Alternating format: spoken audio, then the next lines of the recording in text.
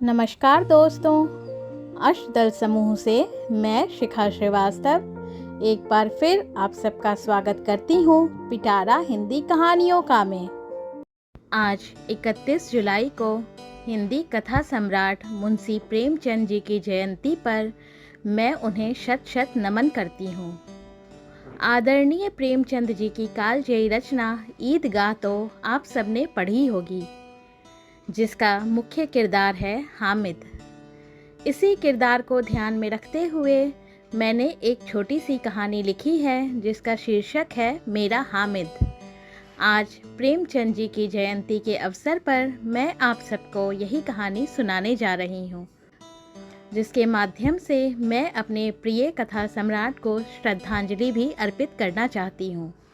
तो आइए सुनते हैं मेरी लिखी हुई कहानी मेरा हामिद। बेटा, अब इस बूढ़े शरीर में इतनी ताकत नहीं बची है कि मैं पहले की तरह तुम्हारे पीछे पीछे भागूं।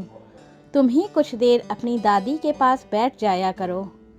बूढ़ी दादी माँ अपने लाडले पोते प्रतीक से कह रही थीं, जो 9वीं कक्षा का छात्र था। ओफ़ो दादी माँ, मैं अब बड़ा हो गया हूँ। स्कूल जाता हूँ, फिर ट्यूशन, घर पर भी पढ़ाई करनी होती है मुझे। खेलने के लिए भी कितना कम वक्त बचता है मेरे पास। अब उसमें से आपके पास बैठने का वक्त मैं कैसे निकालूं? प्रतीक झुंझला कर बोलते हुए उनके कमरे से बाहर निकल गया। दादी पोते की बातें सुन रही प्रतीक की माँ भैरवी जी ने प्रतीक से कहा, बेटा, तुम्हारी दादी माँ से ज़्यादा तो मैंने भी कभी तुम्हारा ख्याल नहीं रखा।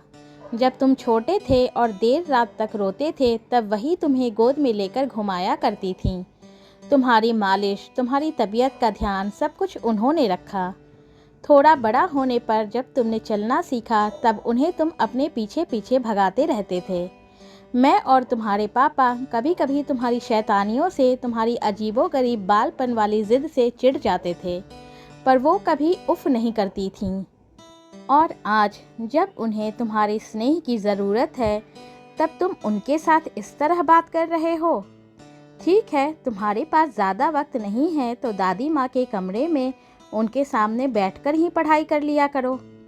बस वो कुछ देर तुम्हें अपनी नज़रों के सामने ही तो देखना चाहती हैं। अपनी माँ की बातें सुनकर प्रतीक बोला, ये सब तो सारे माँ पापा दादा दादी अपने बच्चे के लिए करते हैं, जो आपने कहा। तो अब क्या आप लोगों को मुझसे इसका बदला चाहिए? नहीं बेटे, तुम गलत समझ रहे हो। मेरी बात तो सुनो। मुझे कुछ भी नहीं सुनना समझना। आप लोग समझिए, मुझसे दवाओं की गंध से भरे उनके कमरे में नहीं बैठा जाता है। उल्टी आती है मुझे। प्रतीक मुंह बनाकर बोला, तुझे उल्टी आती है आज अपनी दादी माँ के कमरे में? लेकिन जब तू अपनी दादी माँ के कपड़ों पर सूसू पॉटी करता था, तब उन्हें कभी उल्टी नहीं आई। प्रतीक के पापा विनय जी बोले। प्रतीक ने इस बात का कोई जवाब दिए बिना कहा, मैं अब सोने जा रहा हूँ, कल सुबह मेरा स्कूल भी है। जाने दो, नादान बच्चा है। कुछ मत बोला करो तुम लोगों से, दादी माँ बोली। अम्मा, आप भी उसके लिए दुखी मत हुआ कीजिए, हम हैं ना आपके पास, भैरवी जी ने कहा। विनय जी ने भी भैरवी जी की बात पर हामी भरी।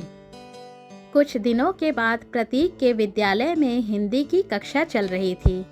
हिंदी के शिक्षक विपिन सर ने कहा, बच्चों, आज हम सब हिंदी के प्रख्यात आदरणीय लेखक प्रेमचंद जी की बहुत प्रसिद्ध रचना ईदगाह पढ़ेंगे।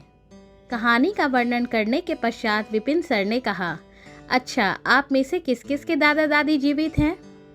कुछ बच्चों के साथ प्रतीक ने भी हाथ उठाया। प्रतीक को अपनी जगह पर खड़े होने का इशारा करके विनय सर ने उससे पूछा, जिस तरह नन्हे से हामिद ने अपनी दादी का ख्याल रखा, उन्हें खुशी देकर उनसे दुआएं ली, वैसे तुमने अपनी दादी के लिए कभी कुछ किया है? सर का सवाल सुनकर प्रतीक ने सिर झुका लिया। उसे बैठने के लिए कहकर विपिन सर बोले, अच्छा बच्चों, आप में से कौन कौन हीरो बनना चाहता है? इस सवाल पर सभी बच्चों ने अपने हाथ खड़े कर लिए। एक बच्चे को उठाकर सर ने पूछा, बताओ, हीरो किसे कहते हैं? जो फिल्मों में काम करता है, बच्चे ने जवाब दिया। उसे बैठने के लिए कहकर सर बोले, नहीं, वो महज अभिनेता होता है। हीरो वो होता है जो बिना किसी स्वार्थ के किसी की मदद करे, अच्छे और नेक काम करे, किसी के चेहरे पर मुस्कान लाए, अपने से कमज़ोर की रक्षा करे, जैसे कि हमारे सैनिक, वैज्ञानिक, डॉक्टर वगैरह। अगर आप लोग भी असली हीरो बनना चाहते हैं तो अपने घर में, आस पड़ोस में, दोस्तों के बीच में जितना बन पड़े सबकी मदद कीजिए, उनकी भावनाओं का आदर कीजिए, किसी को बेवजह सताइए मत, रुलाइए मत। जी सर, सारी कक्षा ने संवेद स्वर में कहा। इतने में घंटी बज गई। विपिन सर बाहर चले गए।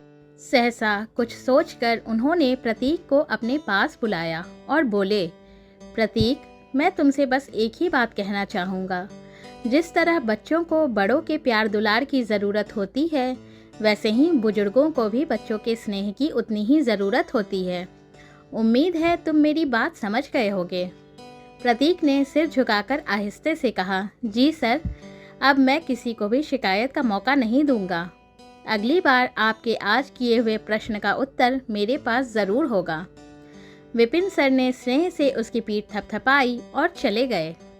विद्यालय से घर लौटते ही प्रतीक सीधा अपनी दादी माँ के कमरे में गया और उनसे बोला, दादी माँ, मुझे मेरी बदतमीज़ी के लिए क्षमा कर दीजिए।